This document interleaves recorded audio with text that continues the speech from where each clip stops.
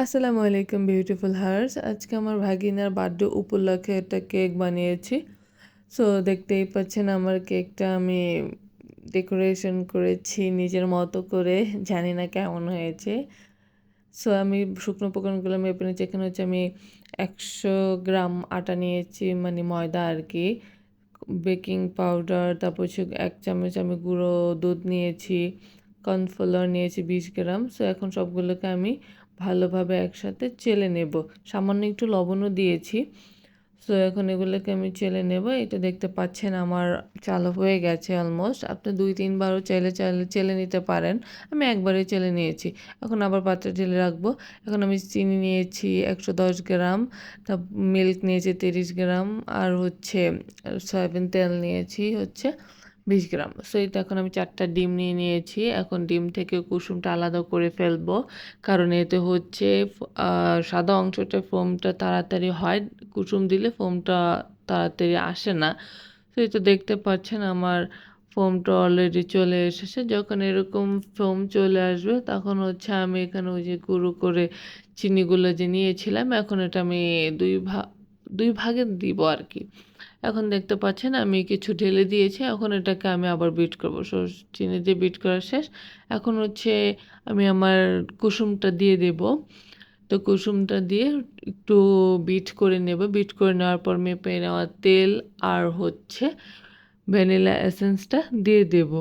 দিয়ে দেওয়ার পরও হচ্ছে আমি এটাকে বেশিক্ষণ না, জাস্ট 2-3 মিনিটের মতো বিট করে নেব। এই তো আমার বিট করা হয়ে গিয়েছে। এখন আমি ওই শুকনো উপকরণগুলো আস্তে আস্তে অল্প করে দেব। দিয়ে হচ্ছে আমি এটাকে, এই যে আমি যেভাবে ঘুরিয়ে ঘুরিয়ে এটাকে হচ্ছে আমি মিক্সড করতেছি, ওইভাবে করবেন। কারণ তাছাড়া যদি আপনি তাড়াহুড়ো করে করেন, এটার যে ফোমটা আছে ফোমটা নষ্ট হয়ে যাবে। এই জন্য হচ্ছে এইভাবে আপনি আস্তে আস্তে এটাকে মিক্সড করবেন।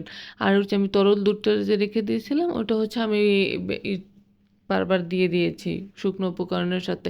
এখন এই তো আমার হয়ে গেছে সুন্দরভাবে। এই তো দেখতে পাচ্ছেন আমার কেকের ফাইনাল লুক। সো অ্যাকচুয়ালি আমি এটা চুলায় দিয়ে একটু ঘুমিয়ে পড়েছিলাম। সো আমার একটু নিচ দিয়ে একটু বেশি বেক হয়ে গিয়েছে, যেহেতু আমি চুলায় বেক করি। সো এই তো দেখতে পাচ্ছেন আমি বাকিগুলো ক্রাম কোটিংয়ের জন্য আর কি এগুলো করে নিয়েছি। সো করে নিচ্ছি। এখন আমি ক্রাম কোটিংটা করে নেব। আমি হচ্ছে 1/2 পাউন্ডের যে কেকটা আছে ওটার ভিডিও ক্লিপ আমি নেইনি। পরবর্তীতে ইনশাল্লাহ দিয়ে দেব অন্য এক সময়। সো আমি শুধু 2 পাউন্ডের যেটা ছিল আমি ওটারই ভিডিওটা নিয়েছি। সো এই তো দেখতে পাচ্ছেন আমার একটু ওভারকুকড হয়ে গিয়েছিল। এজন্য ওই যে নিচে লেগে যাচ্ছিল। আমি আর কি ওই যে 1/2 পাউন্ডের ওটা রেডি করতেছিলাম। তো এই তো দেখতে পাচ্ছেন ফাইনালি আমার ক্রাম কোটিং শেষ। ফ্রিজে রেখে দিয়েছিলাম। এটা হচ্ছে আমি দুপুরে এটাকে এভাবে হালকা সিম্পল ডেকোরেশন করে এটাকে হচ্ছে আমি ফ্রিজে রেখে দেব। কারণ আমি একটু ডেকোরেশনটা পরে করব, যেহেতু রাত্রে 9টা-10টার দিকে কাটবো। সো এই তো দেখতে পাচ্ছেন আমি ছোট ছোট করে একটু ডিজাইন দিচ্ছি সাদা ক্রিম দিয়ে। সো এই তো অলমোস্ট আমার ডিজাইনটা দেওয়া হয়ে গেছে। সো আসলে আমি নিজের মতো করে যতটুকু পারছি দিয়েছি। এটা আপনাদের খুশি মতো আপনারা ডিজাইন করে নেবেন।